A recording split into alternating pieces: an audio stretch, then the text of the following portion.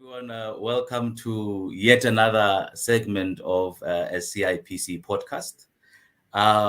As confirmed in our previous segment, this is just another effort by the CIPC to try and make certain that they do inform the public around some of its products and services and processes that companies are required to comply with the CIPC, and obviously watering it down to better your understanding.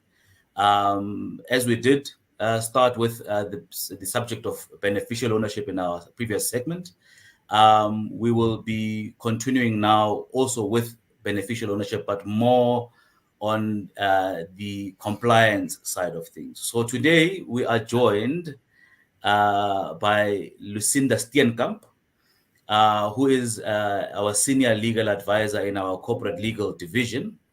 Good day, Lucinda. Good morning, Fancy. How are you doing? You good? I'm doing good, thank you. Nervous. No, lovely. Sorry?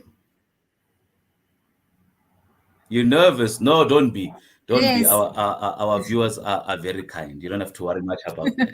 You don't have to worry much about that. Now, Lucinda, just to start off the conversation, we obviously covered already the understanding what is beneficial ownership and so forth. Maybe just as a precursor to our conversation, which companies must file beneficial ownership information with the CIPC? Thanks, Fancy. So, beneficial ownership needs to be filed by all companies, closed corporations, and external companies. So, that would be all corporate vehicles registered with the CIPC that have beneficial ownership to declare. They must submit that information to the Commission.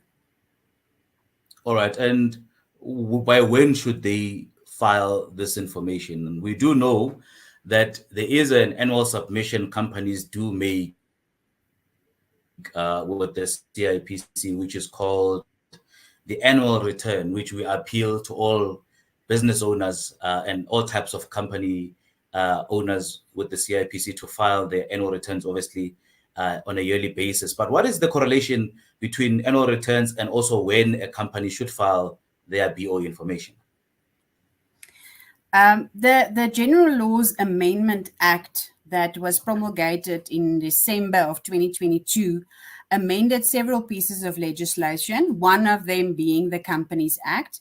And in those amendments, it was indicated that companies must file with their annual return their securities register, as well as beneficial interest register, if it's applicable, and beneficial ownership information within 30 business days from its anniversary date. So that would be the date that the company was incorporated or domesticated as a foreign company in South Africa. So we correlated, the legislation correlates the dates of the annual return filing with the requirement to do beneficial ownership filing to simplify the process. So once you do that annual return process, you do the BO filing once off, everything is done. And I think the fact that you clarified it there, that it's based on the anniversary month. Now, there's been a bit of a misunderstanding to financial year end, which we all know it's not really correct. So anniversary month, just to reiterate, would be the month the company was registered or domesticated if it was an external company. 100%. No, lovely. Now, with these filings, we do know that as much as an organization, we prefer company owners and directors filing information themselves with the CIPC. One, to push understanding of what is required of them as directors and owners of businesses, and two, to avoid any misinformation between what is filed to us as the CIPC and obviously the information of the company. So, regarding BO, who should file the BO information on behalf of the company? Can a third party file it on their behalf, or do we also expect them to be the ones that take the responsibility of making that filing? Well, Vinci, the CIPC is cognizant of the fact that many companies use secretarial firms, accountants, lawyers to submit certain administrative requirements or filings with the CIPC, including annual returns, director changes, name changes, etc. In line of that, we decided in terms of our internal BO register that they can provide a mandate to a third party. So the company can provide a mandate to a secretarial company, for example, to submit their beneficial ownership information to the commission. There is very strict requirements for this mandate. For example, it must be to a natural person. Company ABC Shoes cannot provide a mandate to company XYZ to submit their BO. It must be to a natural person with that filer's information, name, ID number, etc., because of the internal validations that the CIPC do against the Department of Home Affairs and others to ensure that the filings are legitimate. And the mandate as well needs to be signed by 50% plus one of directors in the case of a company. In the case of closed corporations, the mandate must be signed by all of the members of the CC to ensure that that person filing on behalf of an entity has the requisite permissions to do the filing, because it is a criminal offense if you submit false or misleading information to the commission, and also to ensure that that they have all the information at hand to proceed with the beneficial ownership filing. Oh, that's lovely. Now, maybe just to take it even on that mandate note, because a lot of entities seem to also be confused with the reason why there is a mandate, and I think you touched a bit of it now. But also for companies where you find that it's a group, for example, and they want to issue one mandate for all of the entities in the group and so forth. Would such be permitted, or as you stated, it is required that 50 plus 1 of directorship or 50 plus 1 of membership, if it's a CC, would be required to sign on that mandate, giving mandate to whoever to file on their behalf? So can a collective mandate be concluded for BO filing? Absolutely. Thank you for that question.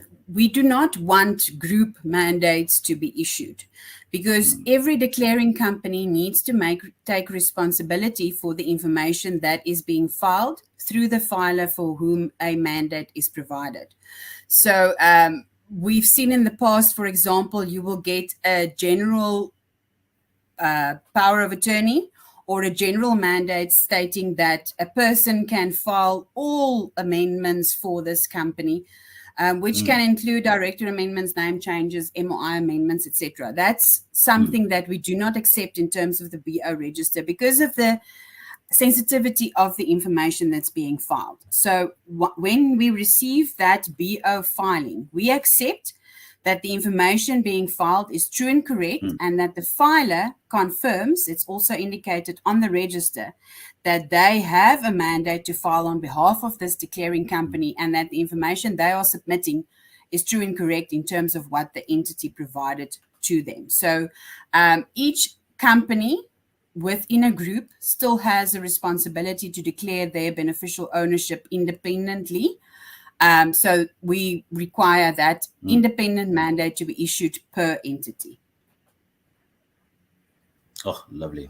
Lovely. Thanks for that clarity, because I think a lot of entities look at the administrative filing mandates and they try to group them the same way they would have grouped that and try and use that for beneficial ownership. Now, a mandate is just but one of the supporting documentations that are required when filing BO information. We also do know that there is other supporting documents that would be required. Now, could you just maybe share some light?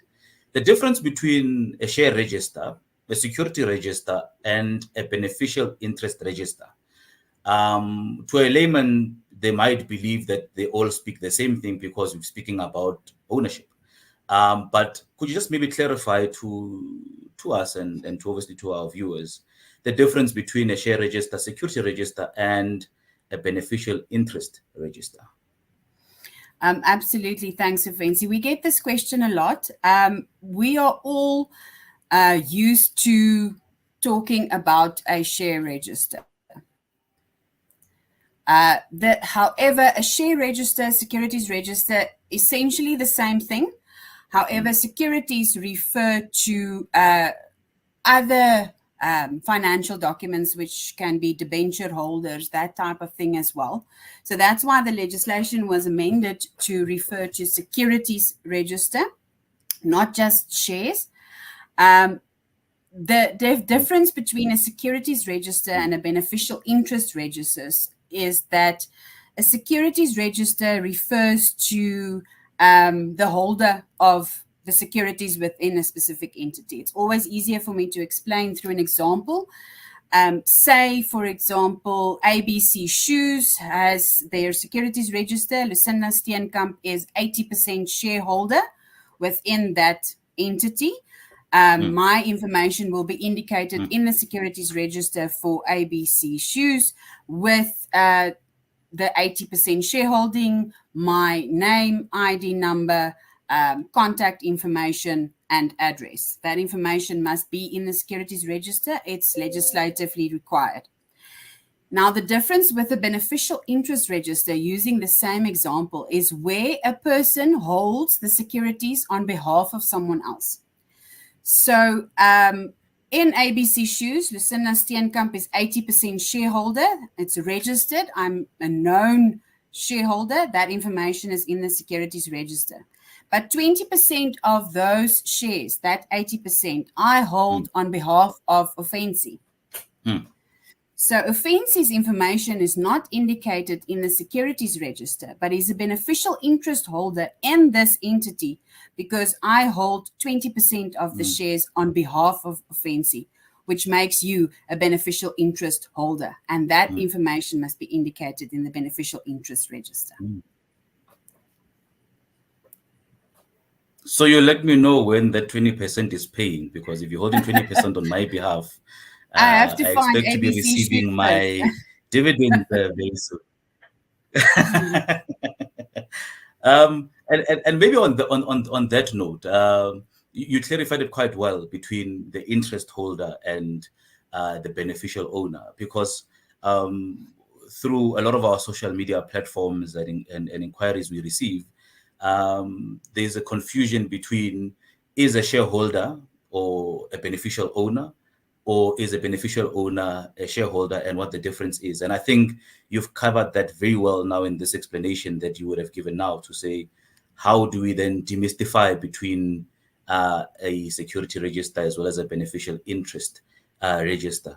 Now, the simple nitty-gritties of filing, what information is required when filing BO information? Obviously, as far as supporting documents, we've already covered that there is a mandate, obviously, that's required. You've clarified as to how it must be constituted with the signatures of directors or members of a close corporation. But what other information is required to be filed or given in this BO information? So in terms of entities that have beneficial ownership, that is separate from the securities register and the beneficial interest register, because as we know, beneficial ownership is very wide and it includes control where there isn't specific ownership percentage attached to it. So for beneficial owners, we require full name, surname, ID number, date of birth, passport number if it's foreigners, a residential and postal address, contact information, which is very important, mobile, email, and then the percentage of ownership or control. So the BO register is very user-friendly, I think, in terms of providing that information, where you, for example, have a trust that is a shareholder in a declaring company. We know beneficial owner can only be a natural person. So now we need to look at that trust, which is a heuristic person. And we drill down to the trustees and the beneficiaries in terms of that trust, who are the beneficial owners inherently holding the shareholding of the company. And that information needs to be declared. Lovely. When it comes to the filing, as you said, it happens online. So it's a pretty simple process because it does guide you obviously as to information required there and how do you upload certain information or upload the supporting documents that would be physical documents that they would have scanned. Now, does it ever happen that a company files BO information and CIPC in them going about their duty, they happen to reject or discard or send back an application or information filed by a BO or a declaring entity? In most cases, what is the reason behind CIPC discarding, if they do ever discard a BO application? So, very important question to clarify between discarding and rejecting. So, our BO register functionality provides for filers to get onto the register, submit certain information. Now they're halfway there, and they see that I am missing the ID number of a beneficial owner, or I don't have all the supporting documents, or whatever the case may be. The system allows them to file to save the information already entered into the register, log out, come back again when they do have the requisite information, and complete the filing. However, what happened is that many of these draft or pending applications aren't finalized, and filers start the process anew. And this distorts the CIPC data in terms of the number of filings that we've received of declaring companies. So what we have done is we have allowed for the development of discarding these pending and draft filings every 30 days. So if a client came in to the register, did the information, saved it, but they never came back to complete, the system will run a check every 30 days to see if there are any drafts or pending filings and discard those from the system. So on the front end, what the clients will see is that those drafts and pending are gone. The CIPC still keep record of these. This will form part of our records as well as analysis of the BO register once we start doing that as well. But this gives us a clearer picture of the completed beneficial ownership filings, because a saved or pending filing is not done and it cannot be seen as a completed filing. And that's why we are deleting those in order to give a better picture of our BO filing process. On the other hand, in terms of refiling, the CIPC is in the process of finalizing the development of our functionality to examine these filings. And should there be issues, ID number is not, or the certified ID copy is not submitted, or there's a problem with the mandate, CIPC will reject that filing with reasons for rejection and provide the companies with an opportunity to correct whatever is it was rejected for, incomplete, incorrect, whatever the case may be. So that would be a refiling, and we don't discard any submissions. It's just examining them for correctness and completeness.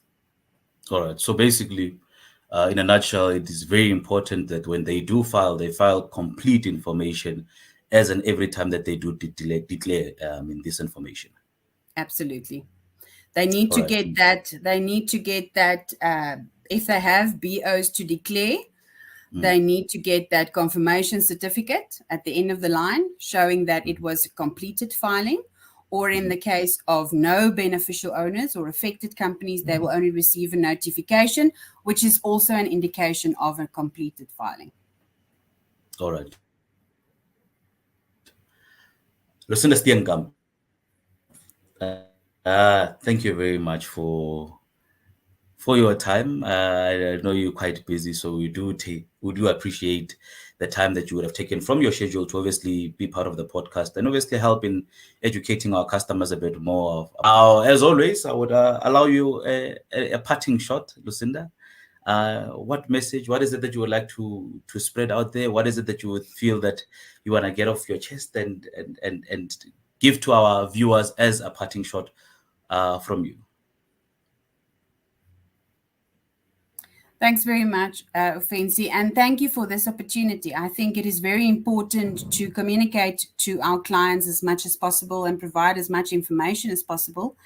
As a parting shot, I would refer all our clients to access the Beneficial Ownership User Guide published on the CIPC website, which gives you clear details on how the register works, what information needs to be submitted, what we do with that information, and to guide you step by step on fulfilling your compliance responsibilities in terms of beneficial ownership declaration. Thanks, Fancy. Lovely. Thank you very much for that.